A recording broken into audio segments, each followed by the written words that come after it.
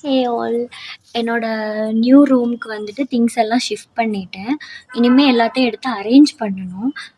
Room வந்து எங்கே இருக்குன்னா மாடியில் இருக்குது, மொட்டை மாடியில் இருக்குது. வியூலாம் வந்து ரொம்ப சூப்பராக இருக்குது. தெரியுதுங்களா? இதோ என் ஷேடோ அந்த வீட்டு பில்டிங்கில் தெரியுது. அதுக்கப்புறம் என்னோடய ரூம் வந்து இங்கே தான் இருக்குது. நான் இப்போதைக்கு எல்லா திங்ஸும் எடுத்து வச்சுருக்கேன். ஜஸ்ட் வெளியே போயிட்டு இப்போ தான் வந்தேன்.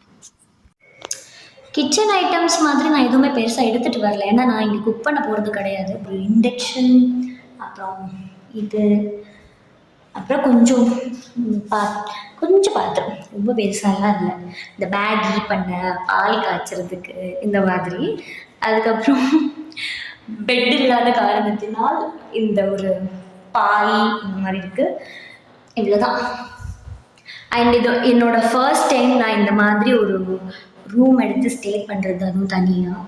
அதுக்கப்புறமா ஒரு ரெஸ்ட் ரூம் இருக்குது அட்டாச்சாக.